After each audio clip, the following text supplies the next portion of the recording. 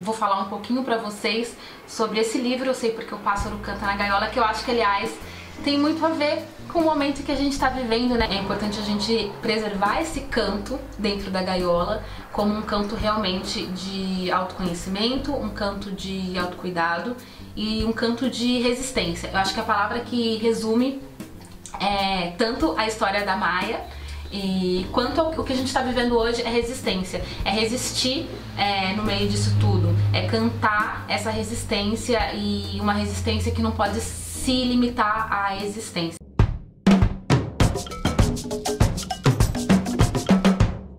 Oi pessoal, tudo bem? Como estamos de quarentena? Como estamos enfrentando esses dias de clausura, de encarceramento? Espero que estejam todos bem, que a gente não perca a nossa saúde emocional na tentativa de preservar a nossa saúde, nossa integridade física. Mas bora lá falar então do assunto do vídeo de hoje, que foi um livro que eu terminei de ler nesse mês de abril, mês do livro. Antes de começar, vou pedir pra vocês se inscreverem no canal, quem não tá inscrito ainda, gente. Aproveita a quarentena pra gente poder trocar mais, né, conteúdo que eu vou trazer pra vocês. Eu já trouxe aqui, vou colocar no box, uma recomendação de série que eu vi na quarentena também. A história da Madame C.J. Walker, e espero que vocês tenham assistido também, que vocês tenham assistido não só a minha resenha, como a série, que é valiosa pra caramba. E falando então do livro, Eu Sei Porque o Pássaro Canta na Gaiola. Bom, vamos lá. Esse livro, ele é uma autobiografia da Angela Maio, essa escritora estadunidense. E ele conta o período de quando ela era criança, da infância. O nome original da Maia, é uma curiosidade, né, que a gente tem nesse livro, é Marguerite. Marguerite é o nome dela, e o irmão dela, que é 2 anos mais velho que ela, o Bailey, com quem ela tem uma relação linda de amizade, ele dá o apelido pra ela de Mai, do inglês de minha, né, minha querida, minha irmã, Mai, e vira Maia, né, e aí é como a gente conhece ela, né, é como ela assina como escritora. Ela escreveu esse livro já adulta, mas retomando as lembranças, as memórias dessa infância e adolescência, né, 16 anos ali, que aconteceu na década de 30, entre a década de 30 e 40 nos Estados Unidos. É importante contextualizar, né, em que ambiente se deu essa infância dela. Ela cresceu no sul dos Estados Unidos, que a gente sabe, né, que é um local dos Estados Unidos, uma região dos Estados Unidos onde o preconceito é mais agressivo, que esse sul profundo, né, o sul dos Estados Unidos tem essa relação muito forte de segregação, e até os dias de hoje. Mas nesse período que ela retrata aqui, é um período em que não fazia muitos anos que os negros tinham conquistado a liberdade. Ela e o irmão dela, o Bailey, eles crescem com a avó, porque os pais moram mais ao norte dos Estados Unidos, pais separados, aquela coisa, né? E aí nessa casa, na verdade, junto com a casa, a avó tem um mercado. Ela é uma pessoa muito notável ali naquela sociedade, né? Porque ela é a que provê, que tem um mercado. E aí é nessa periferia negra que a Maia cresce. E é muito interessante como ela lembra detalhes dessa infância dela, e como ela narra não somente a dor dela e o processo de construção dela enquanto ser criança negra e depois adolescente negra. Ela narra o contexto da onde ela vivia. Ela conta dessa rotina dos trabalhadores que iam, né, dos trabalhadores negros que iam para os campos de algodão, passavam o dia inteiro colhendo algodão e voltavam exauridos no fim do dia, e só recebiam moedas, né? Isso fala até no filme da Madame C.J. Walker, na série que eu indiquei pra vocês. Mas recebiam tipo uma moeda em troco de um dia inteiro de trabalho muito cansativo, dessa relação das contas que eles faziam no mercado. Então é interessante ver como era essa questão econômica dessa população preta periférica, né, já desde aquela época, nesse contexto nos Estados Unidos, no caso. E ela vai narrando isso, mas o que chama mais atenção nessa obra, além dessas memórias dela do entorno, do que ela vivia, é realmente essa construção da identidade de uma criança negra, né? como ela vai se percebendo, como em muitos momentos do livro ela fala que ela se sente feia, que ela se acha feia. O pai dela fala isso pra ela em um momento, que tipo, não se preocupe que você é feia, você é muito inteligente, mais vale uma mulher inteligente do que uma mulher bonita. Então assim, é muito louco, porque já vem desde essa tenra infância essa questão da autoestima, né, das mulheres pretas. E aí você olha para um contexto de opressões que não é só racial, tem o contexto de opressão também do machismo. E aí nesse contexto do machismo a gente chega no extremo, né, desse contexto do machismo, do patriarcado, que é uma cena de abuso sexual, né, que tem no livro e que Maya narra. Ela tinha apenas 8 anos de idade quando o namorado da mãe dela, padrasto a gente pode dizer, mas quando esse senhor, ele abusa dela sexualmente. E, gente, eu nem, assim, eu tô dando um spoiler, mas não tem dimensão, eu tô contando aqui pra vocês, não tem dimensão do que essa cena, esse trecho, essa narrativa, vocês lendo, a forma como ela descreve. Na verdade, você vai acompanhando esse livro todo na primeira pessoa, né, da narradora, da autobiografia da Maya, e você vai acompanhando e você vai vivendo e sentindo as emoções que ela sentia, as dúvidas que ela sentia, a falta de autoestima que ela sentia, sabe? A dor, os medos. Então é uma narrativa que é construída de uma forma que realmente você entra ali no psicológico da Marguerite, da criancinha, da Maya, né? E quando você passa com ela por essa cena de abuso, por esse momento de abuso que ela viveu, você fica tão perplexo como ela, e você vê o que passa na cabeça de uma menina que não teve nenhum acesso à educação sexual. Eu acho que pra mim um dos temas desse livro, aliás, é essa questão da educação sexual.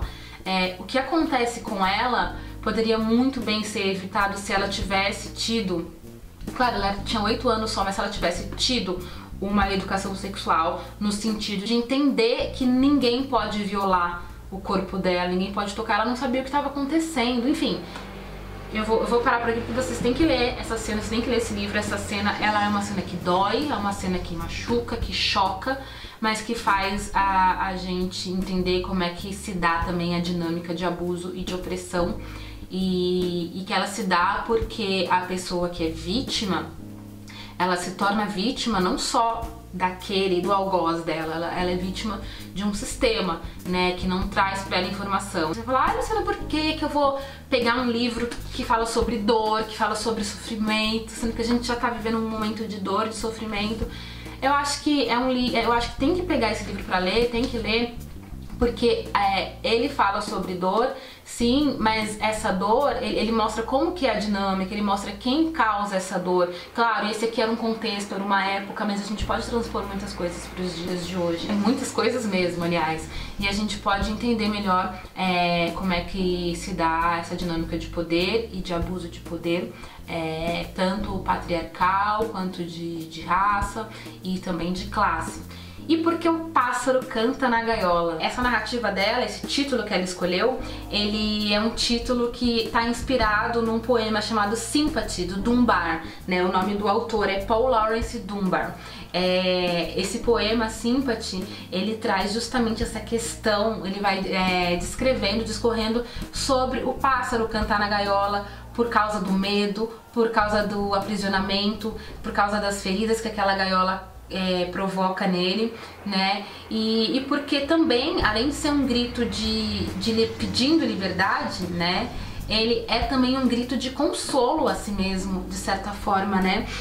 Eu acho que junto da raiva e do anseio de liberdade que se grita nesse contexto de opressão, também se canta como um autocuidado, quase, né? A gente canta porque a gente tem que se ouvir e tentar ouvir o que tá íntegro e preservado dentro de nós, dentro da nossa capacidade de olhar para a vida de uma forma positiva, apesar dos pesares. Eu acho que aí que a gente pode trazer essa conexão porque a gente está vivendo hoje, porque no caso da Margaret, da Maya, ela vivia essa gaiola metafórica, né, desse sistema de opressões, e que muitos de nós vivemos, eu como mulher negra vivo também, e outras mulheres negras, homens negros e homossexuais, e cada um na sua interseccionalidade vive. Mas eu acho que a gente olhando agora para a humanidade, né, nesse momento em que estamos fechados, em que é tão difícil, um dia a gente acorda, puta, não dá vontade de levantar da cama, sabe? E tem dia que a gente acorda querendo ser super produtivo e fazer yoga e meditação e HIIT e tudo mais. Em tempos em que a gente tá com a nossa saúde mental bem abalada, né, e bem frágil por conta desse aprisionamento, a gente tem que pensar em cantar, né? Não pela nossa liberdade simplesmente, porque queremos sair de casa desesperadamente, sim, queremos, mas também somos adultos e entendemos que isso é um ato de empatia, que a gente não pode sair porque a gente quer preservar a nossa saúde, porque a gente quer preservar o sistema de saúde para que dê conta de cuidar da maior parte dos doentes.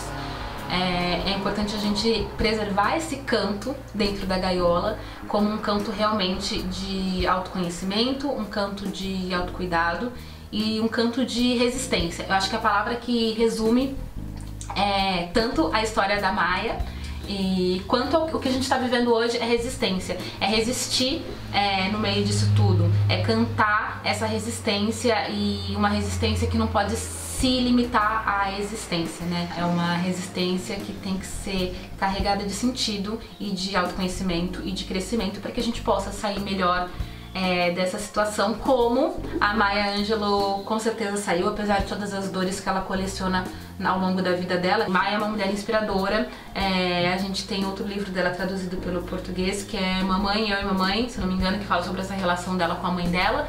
E tem I Still Rise, Eu Ainda Me Levanto, que é um texto maravilhoso que eu posso gravar pra vocês lá no Instagram. Vou gravar, opa, quase caiu meu celular. Vou gravar pra vocês esse plus, Eu Ainda Me Levanto, lá no @preta também no Instagram. E, ai gente, eu tô muito cheia dos plus.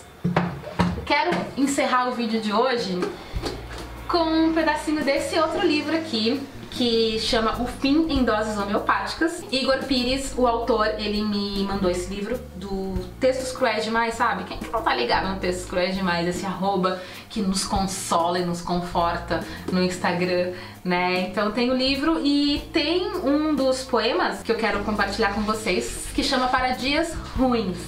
Para Dias Ruins. E eu acho que esse poema tem a ver também com o que a gente tá passando, tem a ver com o livro, tem a ver com resistência. Então bora lá.